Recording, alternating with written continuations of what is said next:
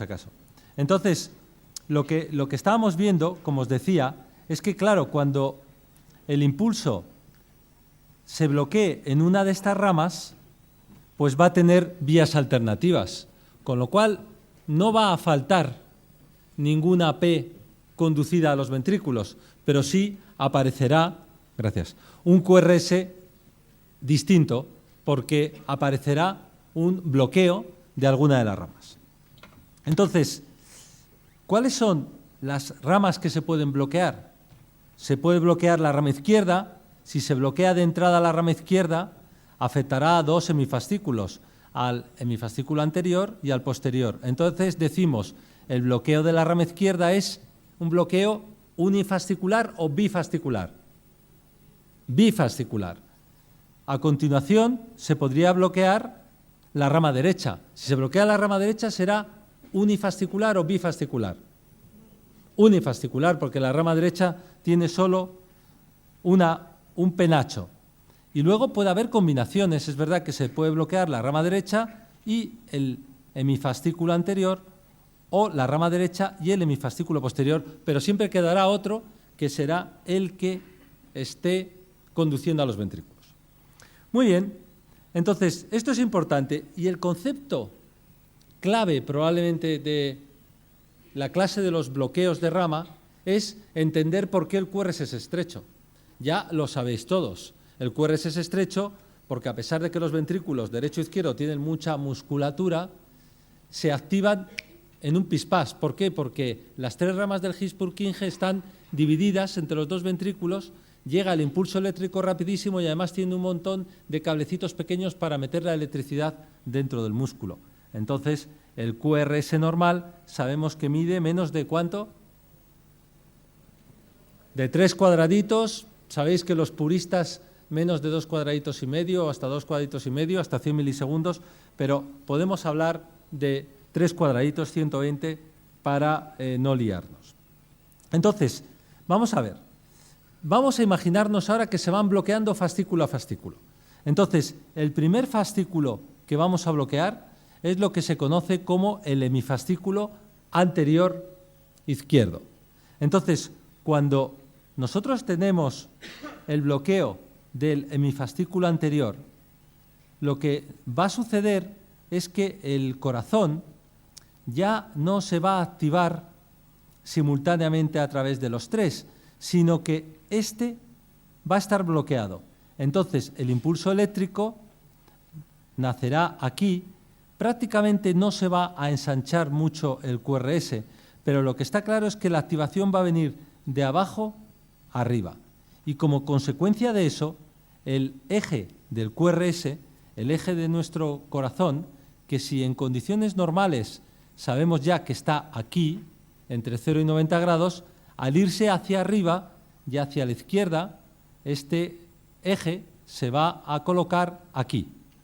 Y hablamos de hemibloqueo anterior simplemente por una desviación del eje, que tiene que ser más negativa de menos 30 grados.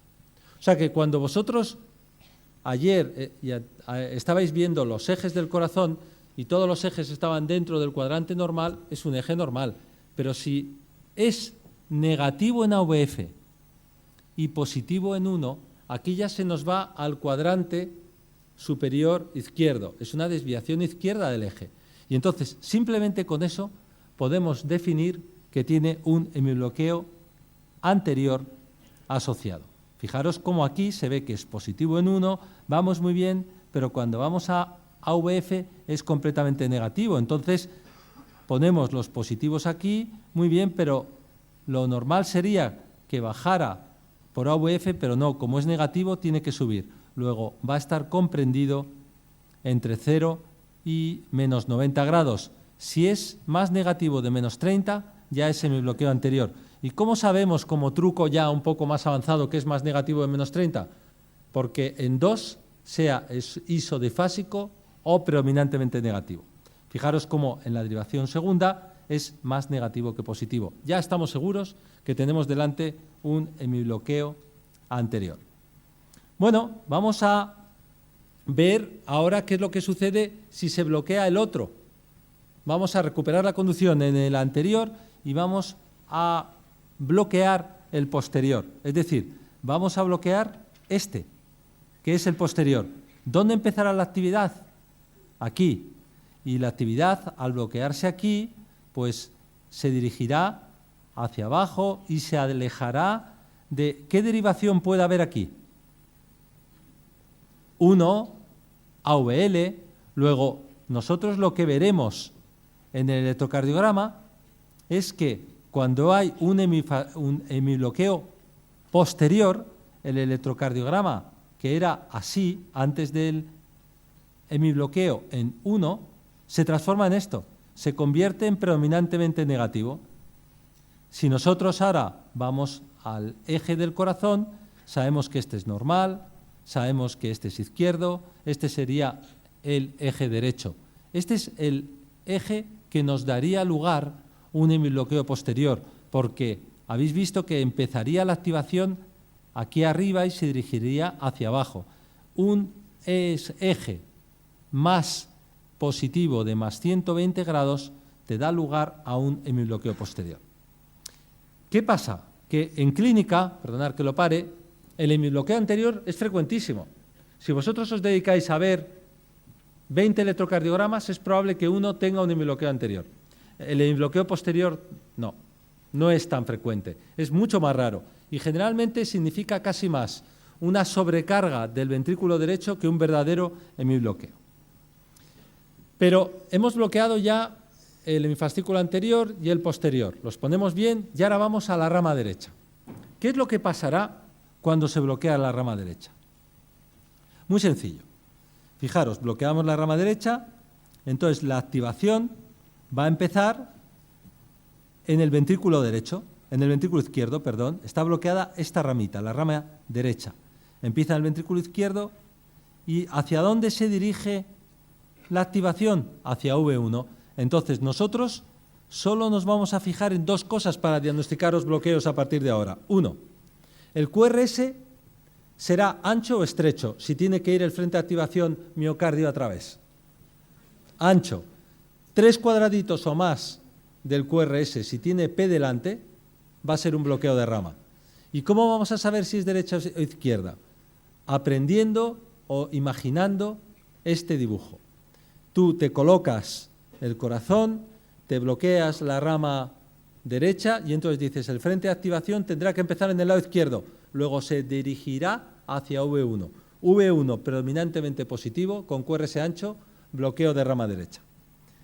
Es verdad que si tú te vas a los libros, como comentaba ayer Eduardo, hay más datos del bloqueo de rama derecha, es decir, antes y después del bloqueo de rama derecha. Fijaros cómo en V1 pasa de ser, como es habitualmente, predominantemente negativo a ser predominantemente positivo. Pero simplemente con eso, ni R's primas, ni melladuritas, ni piquitos, ni nada. Lo que pasa es que a veces sí que vais a tener dudas de si el QRS es predominantemente positivo o no. Entonces, vamos a hacer, por ejemplo, este ejercicio. Ampliamos V1. ¿Qué os parece V1?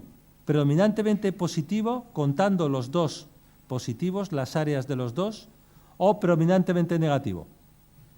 Está claro que es predominantemente positivo. Generalmente, este es de los casos más dudosos, generalmente se ve bien. Es decir, lo primero que tendremos que hacer es medir los cuadraditos del QRS, 3 o más, ya tenemos un bloqueo de rama, hay una P delante, y si el QRS en V1 es predominantemente positivo, será un bloqueo de rama derecha. Vamos a ver otro ejemplo, cómo se produce un bloqueo de rama derecha, pero al revés, es decir, en V1 tiene QRS ancho y bloqueo de rama derecha, cómo a medida que transcurre el paso del tiempo se va quitando el bloqueo. Esto es, en cámara al revés, lo que se suele ver con lo que llamamos bloqueos de rama frecuencia dependientes. Y que va a ser un problema porque nos puede confundir en la electrocardiografía. ¿Qué quiere decir eso? Que si yo estoy a 60 latidos por minuto, el impulso llega por el nodo, el GIS y las ramas conducen. Pero si yo de repente me pongo a 120 latidos por minuto, una de mis ramas, derecha o izquierda, está no muy enferma, pero está cansada. Y a esa frecuencia no conduce. Y entonces se produce un bloqueo de rama frecuencia dependiente, lo que también conocemos como aberrancia.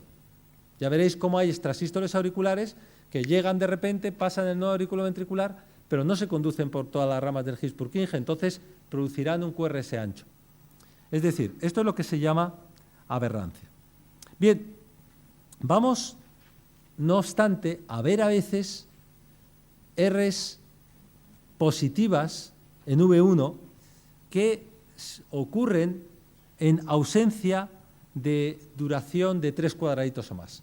Y a esto es a lo que llamamos bloqueo incompleto de rama derecha. Es decir, cuando decimos, uy, pero si fíjate, si casi parece que es más positivo la parte de arriba que la parte de abajo, aunque aquí está más o menos. Pero al tener esta RSR' y no llegar a 3 cuadraditos, veis que se queda un poquito por debajo, entonces es cuando hablamos de bloqueo incompleto de rama derecha.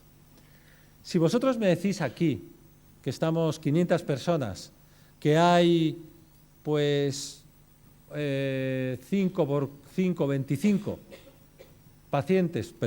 personas con bloqueo incompleto de rama derecha, me lo creo, porque no pasa nada, es muy frecuente. Incluso puede haber un 2, un 3% con bloqueo de rama derecha. Y en estos casos no se sabe por qué, pero el corazón es normal. Generalmente esas ramas no están bloqueadas del todo, simplemente que son vagas. A lo mejor en una situación de estrés podrían conducir. Pero lo que es más raro es el bloqueo de rama izquierda. Y el bloqueo de rama izquierda, si alguno de vosotros me decís que tiene un bloqueo de rama izquierda, me preocupa porque intentaría comprobar que el corazón es normal. ¿Cómo diagnosticamos el bloqueo de rama izquierda? Pues igual que el de derecha.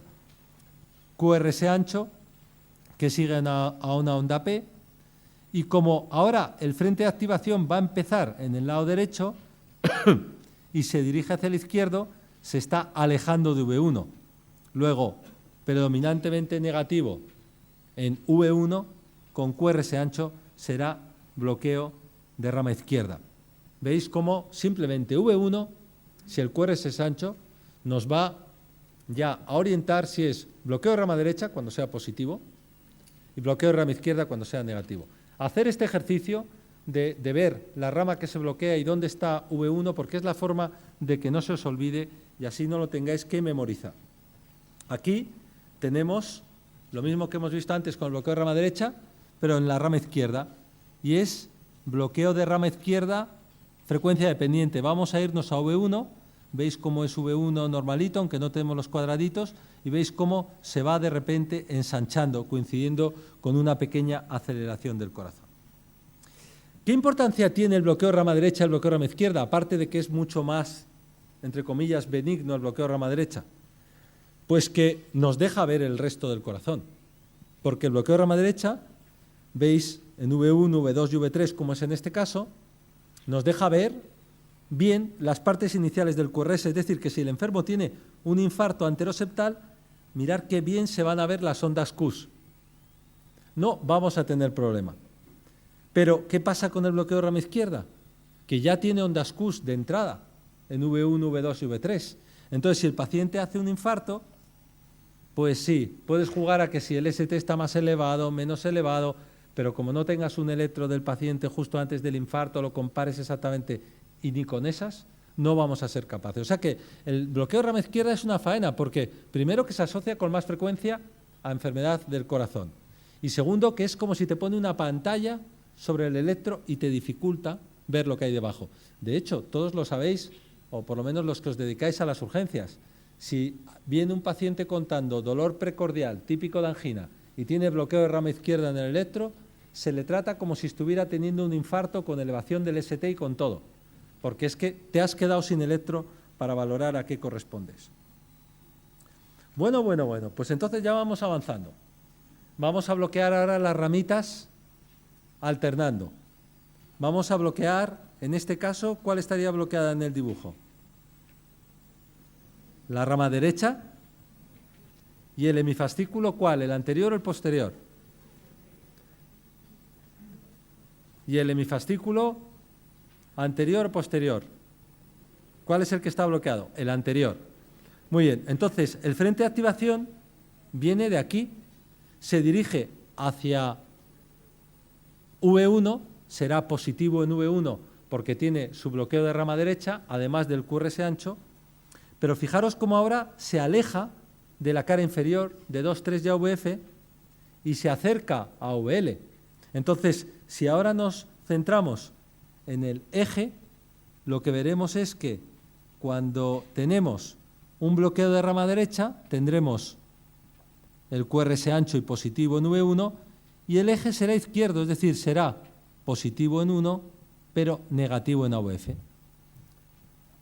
Nosotros tenemos el bloqueo de rama derecha por V1 y, ampliando ahora la imagen, calculando el eje, veremos que es un eje que es superior izquierdo. Fijaros cómo claramente tiene el bloqueo anterior asociado, porque en la derivación 2 es mucho más negativa que positiva. Entonces, así diagnosticamos la combinación. Vamos ahora a este otro caso. En este caso, lo que tenemos, o lo que tendríamos que tener, porque no se va a mover en este caso la película, es lo contrario. Tenemos la rama derecha bloqueada, pero ahora el que va a estar bloqueado es el hemifascículo posterior. Entonces la activación va a tener que salir de aquí y hará esto. Se está dirigiendo hacia V1, se está dirigiendo a la cara inferior y se está alejando de 1 y de AVL. Si nosotros vemos el electrocardiograma, pues veremos efectivamente que por V1 hemos diagnosticado el bloqueo de rama derecha, es ancho y predominantemente positivo, y si nosotros ampliamos el electro para ver el eje, ahora vemos que en 1 es negativo, luego ya se nos va a la derecha y en la cara inferior es positivo. Tenemos asociado el hemibloqueo posterior. Muy bien, pues ya hemos aprendido bastante de los bloqueos. Por ejemplo, si nosotros nos vamos a este electrocardiograma sin tener la chuleta ahora de lo que es, vemos que el QRS, aunque lo veáis muy de lejos, yo os lo digo, es ancho y positivo en V1. ¿Qué será? ¿Bloqueo de rama derecha o izquierda? Derecha. Y automáticamente nos vamos al eje. Y vemos que el eje en 1, que es predominantemente positivo o negativo. Negativo. Y en AVF, positivo. Trazamos el eje y nos queda un eje muy derecho. Entonces será un bloqueo de rama derecha más un hemibloqueo posterior. Muy bien, o sea que no se os olvide, efectivamente, mirar al plano frontal después de haber hecho el diagnóstico del bloqueo de rama. Bueno, pero ¿para qué nos sirve todo lo que estamos aprendiendo? Nos sirve también para lo que nos ha comentado Nick antes, que es que nosotros podemos ver un bloqueo y podemos saber el ritmo de escape de dónde viene. Porque si el ritmo de escape, como en este caso, es estrecho, aunque parezca que haya P's que conducen, veis que hay disociación auriculoventricular, las P's van a su bola y los ventrículos a la suya, es un ritmo rítmico, como corresponde al ritmo de escape. Al tener el QRS estrecho, este ritmo de escape, ¿de dónde vendrá? ¿De alguna de las ramas del QRS o del nodo auriculoventricular o el GIS común? Claro, tiene que venir del nodo auriculoventricular o del tronco del GIS, es decir, porque bajando hacia abajo no cabe duda que el ventrículo o los ventrículos se están activando por el sistema de conducción normal. Por eso el QRS es estrecho. Ahora, es verdad que no todos los casos son así. Cuanto más distal es el bloqueo, cuanto más abajo cortamos el sistema de conducción, el ritmo de escape es más lento porque es más bajo y además tendrá un QRS ancho y podemos saber de dónde viene el ritmo de escape. ¿Para qué sirve conocer de dónde viene el ritmo de escape? Para nada, pero es una chulada, ¿no? O sea, el saber no ocupa lugar. Y además os sirve para razonar y entender la electrocardiografía. Aquí, por ejemplo, veis cómo hay otro bloqueo completo que tiene mala pinta ya por su lentitud y por el QRS tan ancho. Cuanto más lento y más ancho sea el QRS, peor es el bloqueo y más cuidado tenéis que tener. ¿Es peligroso en cuanto al bloqueo, al desarrollo de bloqueo V completo, los bloqueos de rama? Pues mirad, ni siquiera cuando el paciente tiene bloqueo de rama derecha más un hemibloqueo o bloqueo de rama izquierda, si está asintomático, se recomienda un marcapasos. Otra cosa distinta es que el paciente te cuente síncopes, que te cuente pérdidas de conocimiento o que te cuente síntomas que a ti te mosqueen, mareos que no tienen mucha relación con el ortostatismo o precisamente ocurre durante el esfuerzo, etc. Entonces sí, cuando tenemos un bloqueo de 2 ramitas y tenemos pérdidas de conocimiento, por ejemplo, indicamos el marcapasos. Pero a veces lo que vemos, que es muy raro, es que están todas las ramas afectadas, lo que se llama bloqueo de rama alternante. Bloqueo de rama derecha que de repente hace bloqueo de rama izquierda. No se bloquean todas a la vez, pero está jugando ahí a la ruleta rusa. Entonces, el bloqueo de rama alternante exige la implantación de un marcapasos. Pero lo que hemos aprendido hoy también nos vale para saber dónde están puestos los marcapasos. Porque teniendo este dibujo en mente, si nosotros ponemos el marcapasos donde se pone habitualmente en el ventrículo derecho, en el ápex, porque es lo más fácil, se llega directo por la vena cava superior, entras directamente en la aurícula derecha, el ventrículo derecho está lleno de trabéculas, se queda ahí en la punta y el cable se queda fijo. Cuando estimules con un marcapasos, desde el ventrículo derecho tendrás QRS ancho o estrecho. Ancho. ¿Qué habrá delante de cada QRS? La espícula del marcapasos, como os comentará ahora Luis. ¿Y qué pinta tendrá el QRS? Pues tendrá una pinta muy parecida al bloqueo de rama izquierda, porque se está activando el corazón muy cerca de como lo haría si estuviera bloqueada la rama izquierda y empezara la activación por el lado derecho. Entonces, por eso es normal que cuando venga un marcapasos a vernos, tenga, si está estimulando, lo que llamamos un QRS con imagen de bloqueo de rama izquierda. No es que tenga bloqueo de rama izquierda, es que se parece muchísimo a lo que tendría si tuviera bloqueo de rama izquierda. Y también os va a servir esto para otro concepto que os va a comentar Luis, que es el QRS, hemos dicho que es ancho cuando hay un marcapasos, ¿no? De acuerdo. Si os ocurre en un paciente que tenga el QRS muy ancho, muy ancho, muy ancho, porque tenga una disincronía tremenda entre los 2 ventrículos por una enfermedad añadida, ¿cómo podríamos resincronizar ese corazón? Pues estimulando desde 2 sitios a la vez, o desde 3, que es lo que se ha visto que desde hace unos años es uno de los mejores tratamientos precisamente para los corazones que están más flojos, los que tienen una disfunción ventricular importante y además se contraen de una forma totalmente asincrónica. Es decir, nosotros somos capaces de sincronizar ese corazón. Nada más. Muchas gracias.